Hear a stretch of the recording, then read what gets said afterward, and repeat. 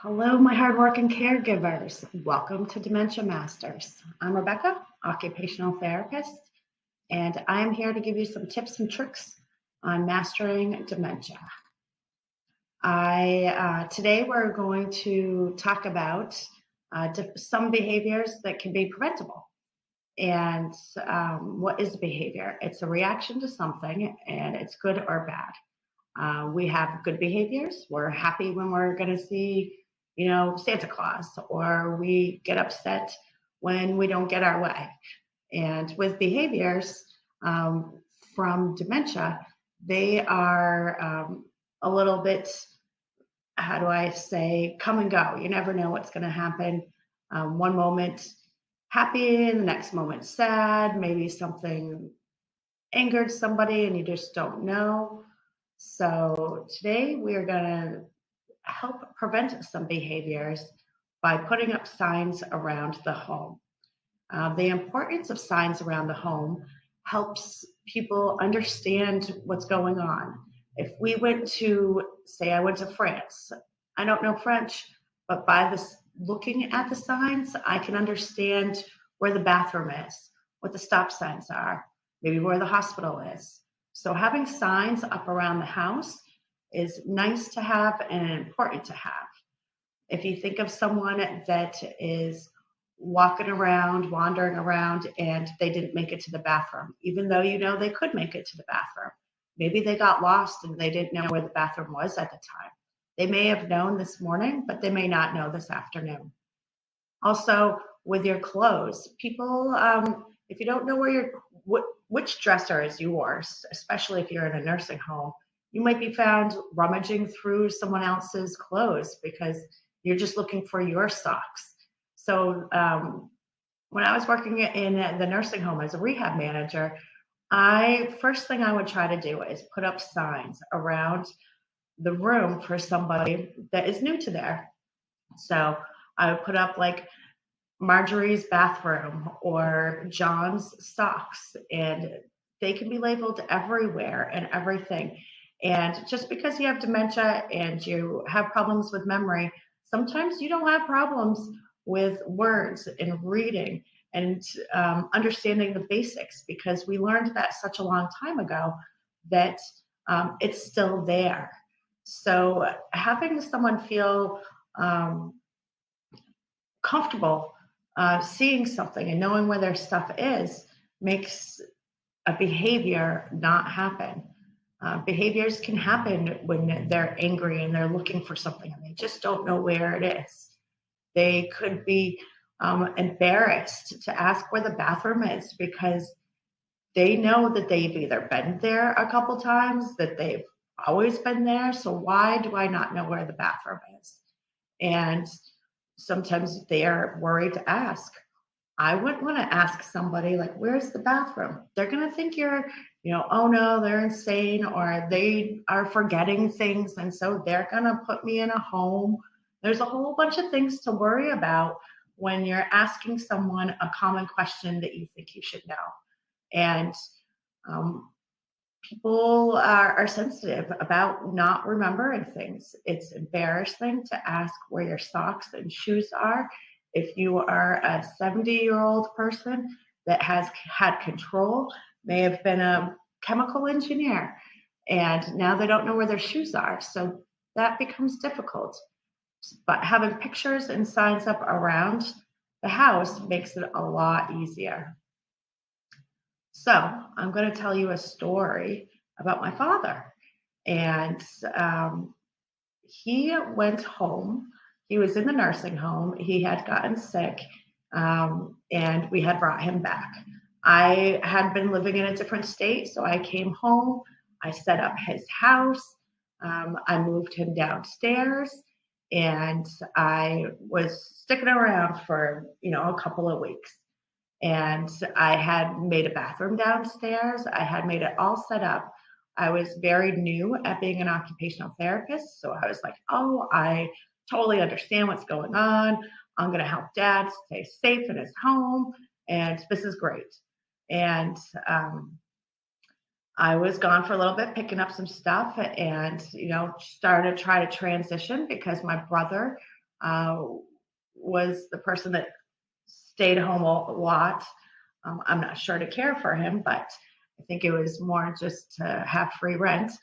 But I had left him, and he had hired up a friend of his to come and help out while he went and did a couple of errands. And we were just figuring out, can dad stay home alone for a little while? What's going on? So, um, in the meantime, he was home, and the caregiver had come downstairs and found my dad peeing in the sink and pants down around the ankles, full fledged peeing in the sink. And she freaked out. She thought either he was being a pervert with his pants down, or that he's peeing in the sink. How crazy is this? What's going on? And my brother had come home and now screaming at my dad, and my dad is screaming at him. And it was just a screaming match disaster. My brother's saying that he can't take care of anything. So I'm the occupational therapist going, what's going on? I thought we had everything all set. The helper's saying that she's not helping anymore. My brother's screaming, this is just wrong. He needs to be in a home. He can't control himself. So, which causes like not just the behavior of what one person does, like my father peeing in the sink, now has turned me angry, has turned my brother angry, has put this confrontation of who's going to be able to take care of dad and where is he going to go in the forefront. And all of us are angry. So, what happened? What happened in the situation? His cognition, he was in and out of understanding what was going on. There's times where he completely understood where he was, and there's other times where he didn't. So his memory gave him the wrong information as to where the bathroom was. His memory was telling him maybe that he thought he was upstairs. Maybe he thought that he was still in the nursing home. We don't know what he thought because he couldn't explain it. But what he did know was that he had to go to the bathroom. His bladder had said, I am going to pee. And he did not want to pee on the floor. He didn't want to pee in his pants because that was a big thing that he didn't want. He didn't want to have Depends. If he peed in his pants, then he's going to have Depends. If he peed on the floor, then he's going to have to wear Depends. So he was trying to figure out a place where he could go to urinate as quick as possible, is what I gather from what had happened. He was tall enough.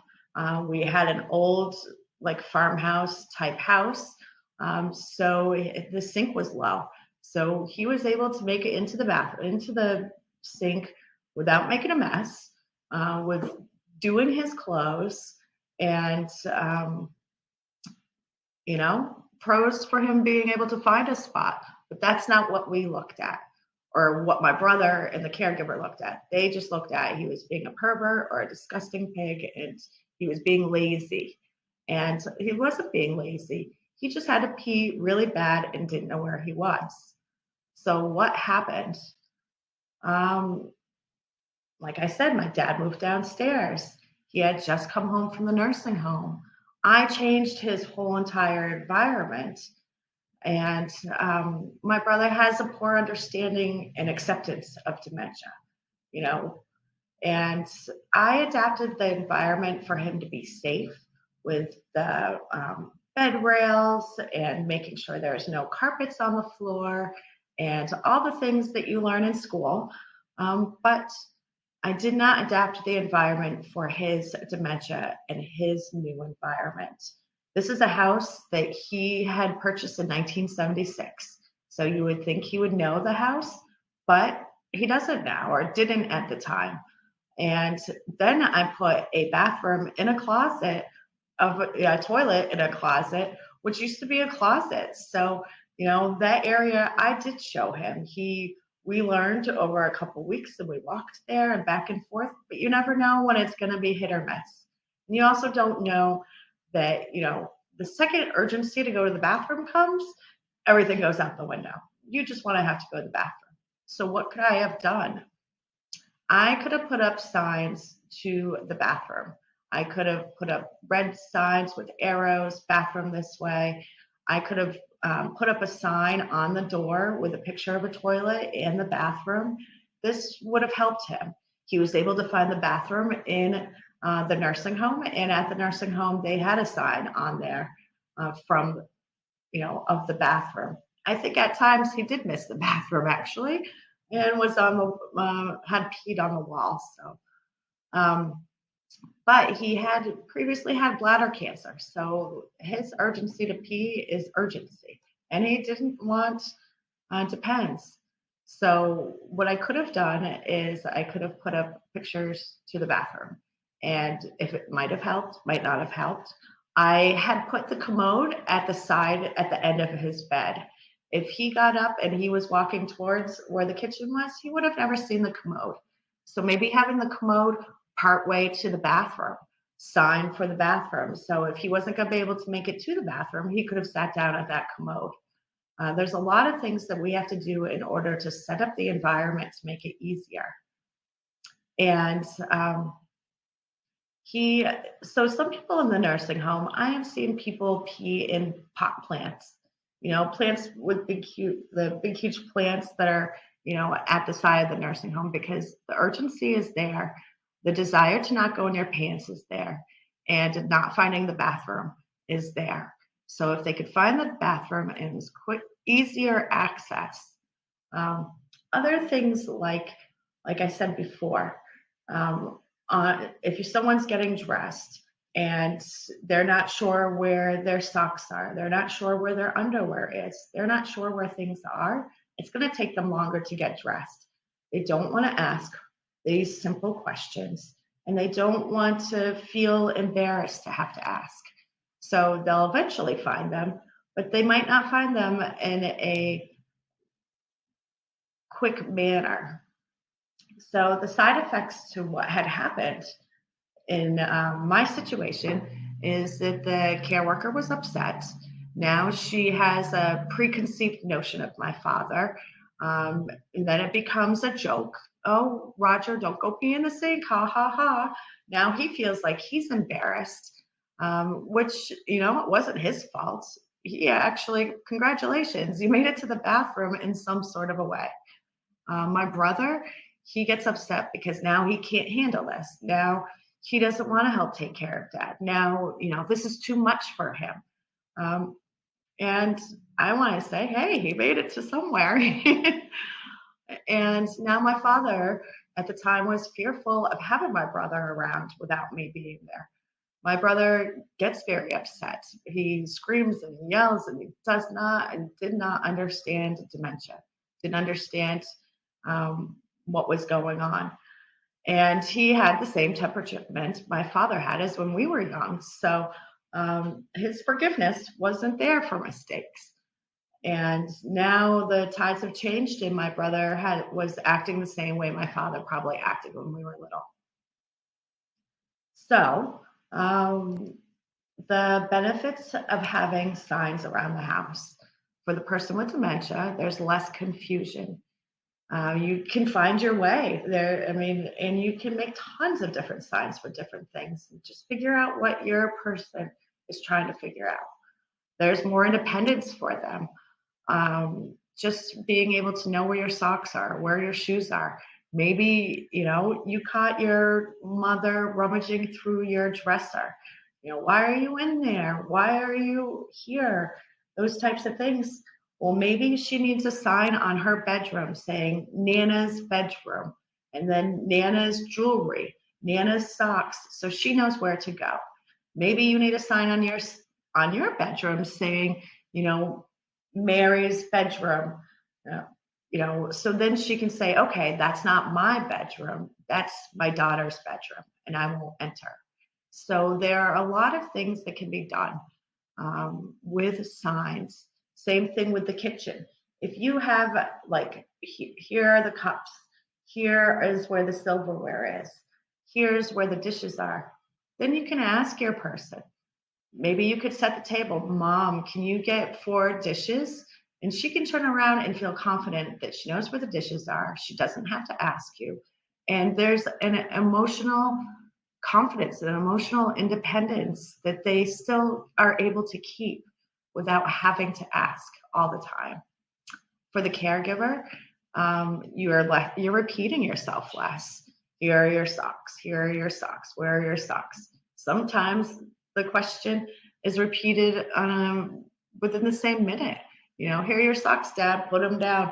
Or your socks are in the top drawer, and you point to them. By the time he gets there, he's wondering where they are. So decreased tension. Obviously, with this situation in my house, there was a lot of tension, which had started off the rest of his care with me having to move down and take care of him because now everybody's freaking out. Nobody wants to understand that type of stuff. Just everyday tension. Put a picture up where the books are, where the remote control goes, where the laundry room is. And there's increased confidence that your loved one has these abilities.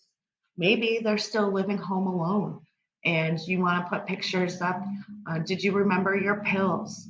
Here's your medication. Here's the bathroom. Just because they're living home alone doesn't mean that they've made it to the bathroom every time. Maybe they are, using a lot of tissue paper in their underwear so they don't have to ask for Depends. And they try to make it to the bathroom, but they forget which door it is. That's not a reason to be moved to a nursing home. It's just trying to give them a visual understanding of what's going on. So I hope this information helps. There's a free pictures that I have put up on a PDF, and you can download them and find them. You can change them into your own language. That's another thing. Even for kids with the words around the house, makes it nice for them to read easier, to learn what the letters mean. I remember when I was in high school taking Spanish class, we had every single thing that was there, like the window, the bathroom, the door, everything had the word on it. So even when we're sitting there listening to her, we can look around and say, there's the door, there's the bathroom, there's this, and learn the common language just through signs and understanding. So I hope this all helped. Here's another Dementia Moment mastered. Hopefully this helps reduce some behaviors. And if you could subscribe to my channel and like it, that would be great. I am working hard to see how this goes. And I'm trying to bring you as much information as I know. You can check me out on dementiamasters.com. Have a good day. Bye.